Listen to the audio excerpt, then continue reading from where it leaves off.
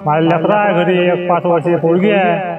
ते म्हणजे बाबा आई का येते, आई का येते. आता तिला काय सांगू मी, सांगा आता. त्या मॅडम आम्हाला 1 घंट्याच्या अगोदर जरी सांगितलं असतं तर आमचा पेशंट बचावला असता.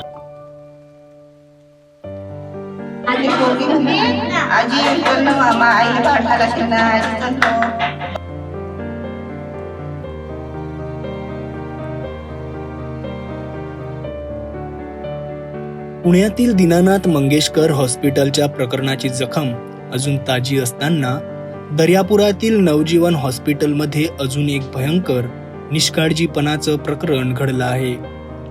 22 एप्रिल, दर्यापूरचं नवजीवन हॉस्पिटल. वर्षा दीपक कुटेमाटे, एक गर्भवती महिला आई होण्याच्या आनंदाने उजळलेली, पण तिच्या स्वप्नांची राख रांगोळी झाली. एक रात्र, एक दिवस तळपळत राहिली वर्षा. डॉक्टर रवींद्र साबळे आणि माधुरी साबळे हे उपचार करायला टाळाटाळ करत राहिले.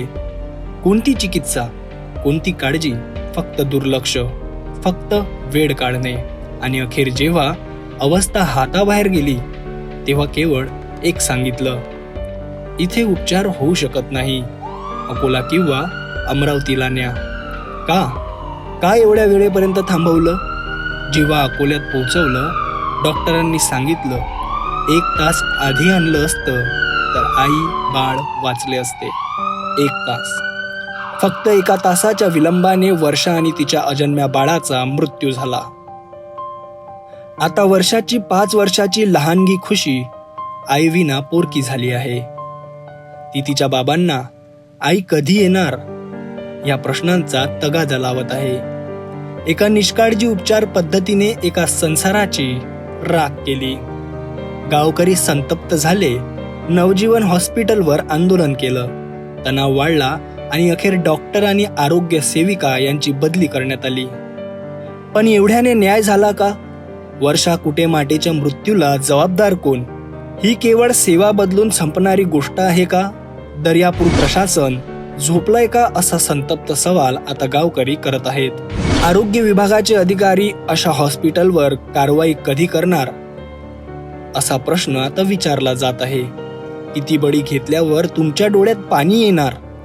एक निष्पाप जीव गेला, एक कुटुंब उद्ध्वस्त झालं, आणि तरीही प्रशासन शांत का आहे, असा गंभीर सवाल गावकऱ्यांनी केला आहे.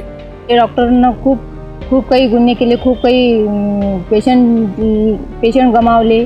तिथं जाऊन म्हणजे आताच तर आमचेच तर 2, कारण की त्या हिला अगोदर 5 वर्षाची घरी मुलगी आहे. 3 जीवांचा श्राप घेऊन राहिली ना ते. या घरची मुलगी म्हणते बाबा माझी आई कधी येते, आणि तिच्या पोटात असणारं ते बाळ गेलं, तिची आई गेली. 3 जीवांचा श्राप घेऊन राहिली. अधिक काय सांगायचं तिच्याबद्दल? पती दीपक कुटेमाटे आणि वडील भाऊराव घुगरे यांनी थेट डॉक्टरांवर आरोप केलेत. पेशंट खूप तरपळे की हातपाय हलवू शके ना, कसा करू म्हणजे सांगायची कंडिशन नाही आता. असा काही तकलीफ दे. मग आम्ही तिच्याजवळ जाऊ, मॅडम सांग ना काय करायचं आहे. तर असं करता 1 घंटा गेला. त्याच्यानंतर 1 घंटा गेल्यानंतर मग म्हणे सिझर करावं लागते, आणि त्याच्यानंतर म्हणे बाळ हा जाऊ शकते. मी म्हटलं मॅडम बाळ जाऊ गेला तरी चालेल, पण जीव वाचवा. तुम्हाला जे काय करायचं असेल ते करा, पण व्यवस्थित करा. मग असं करता मॅडम आले. सिझरच्या रूममध्ये नेलं. त्याच्यात ते सिझरच्या याच्यात टेबलवर ठेवलं. टेबलवर ठेवल्यानंतर मॅडम आल्या, हे ते केलं. पण 2 मिनिटातच असं सिझरमध्ये नेलं. नाही तर म्हणे तुम्ही इथून अकोला किंवा अमरावती हलू शकता. काहून तर बाळाचा जीव पहिलेच जायला होता. त्यांनी सांगितलं नाही आहे असं ॲक्च्युअल होईन म्हणून, आपली बदलामी होईल म्हणून. पण या बाळाचा जीव जाग्यावर गेलता. काहून आम्हाला इकडून तिकडून समजलं होतं. तर नंतर ॲम्ब्युलन्स म्हटलं मॅडम आम्ही कोणी परिस्थितीत जायला तयार आहोत, तुम्ही म्हणसान ते. ॲम्ब्युलन्स आणली. ॲम्ब्युलन्समध्ये त्याचे 2 कर्मचारी होते. एकाले व्हेंटिलेटर लावलेलं होतं, सलाईन लावलेलं होतं. असं करून ॲम्ब्युलन्समध्ये जसं टाकलं ॲम्ब्युलन्समध्ये तसंच तिनं हातपाय घासणं केलं पेशंटनं चालू, आणि वर श्वास नेण्याचा प्रयत्न केला. वर श्वास असं अकोल्यापर्यंत जात नाही. अकोल्या लेडी हार्डिंगच्या गेटवर जात नाही. तर तिचा हातपाय हलवणं बंद केला आणि श्वासही बंद केला. बंद झाला. याच्यात मेन मॅडम साबळे मॅडम दोषी आहे. आम्ही पूर्ण जबाबदारी मॅडमलाच देतो. कहून तर या मॅडमनं आम्हाला 1 घंट्याच्या अगोदर जरी सांगितलं असतं तर आमचा पेशंट बचावला असता. आणि ते न्यायासाठी लढा देत आहेत. आता प्रश्न हा आहे की वर्षाला न्याय कधी मिळणार. दर्यापूर पोलीस स्टेशनमध्ये गुन्हा दाखल करण्यात आला. खरा न्याय मिळेपर्यंत ही लढाई थांबणार नाही. वर्षा कुटेमाटेसाठी दर्यापुरातील गावकरी आणि तिचं कुटुंब लढा देतंय. माटे त्या मॅडम पाशी आम्ही पहिल्या महिन्यापासून चालू हा. म्हणजे मॅडम आता काही असेल तर सांगून द्या. सोनोग्राफी केल्या ती 3ऱ्या महिन्याची, 9व्या महिन्याची, 7व्या महिन्याची केली. बाळ चांगला आहे म्हणे. बिनकाळजी राहा म्हणे तुम्ही. तुमच्या बाळाला धक्का नाही लागत आणि सीझन नाही करा लागत, काही नाही करा लागत. बाळही चांगला आहे, वजनही चांगलं आहे म्हणे त्याचं. नो टेन्शन राहा म्हणे तुम्ही, चांगला आहे म्हणे. असं मग आम्ही तिच्यावर हे केला भरोसा. मग आलो 22 तारखेला. पहिले सकाळून आलो 12 वाजता. 22ला आलो. मग पोट दुखलं तर येतात संध्याकाळी. पोट काही दुखलं नाही. मग जराशी दुखे लागलं चालू. मग मी अधिक आलो 4 वाजता. 4:30ला आलो. मॅडमने दाखवलं. मॅडम म्हणते मग भरती राहा. मग आम्ही भरती राहिलो. मग त्याच्यातून 22ही चालली. दुसऱ्या दिवस 12ही वाजून राहिले. तिचं लागलं चालू 10 वाजतापासून पोट दुखणं. मग मॅडमची भेट घेतली. मॅडम आमचा पेशंटचं पोट दुखून आलं, भयानक दुखून आलं. कसं कारण दुखतेच म्हणे. हे काय सुरुवातच आहे म्हणे चालू दुखायची. मग ठीक आहे बा. मग हे त्रास पेशंटला लय त्रास आहे. अधिक झालं पेशंट. डॉक्टर पेशंट त्रास लई होऊन आला. सांग ना तुमचं काय. तुम्हाला टाईम झाला म्हणे 12 वाजता होते म्हणे तिची. तुम्ही नो टेन्शन राहा म्हणे, काळजी करू नका, मी आव ना म्हणे. तुम्ही काय टेन्शन घेता. म्हणजे ठीक आहे बा. तर शेताचा टाईम आहे. तशी माझ्या घरची अशी त्रास आहे पहिले भयानक. पण त्या मॅडमनं हात नाही लावला, काही नाही. 12 वाजता आली, नेलं अंदर नेल्यावर 10 मिनिटात 1-1.5 जात तिच्या अंदर सुटलं. मग अधिक बाहेर काढलं. भले आवाज द्याला.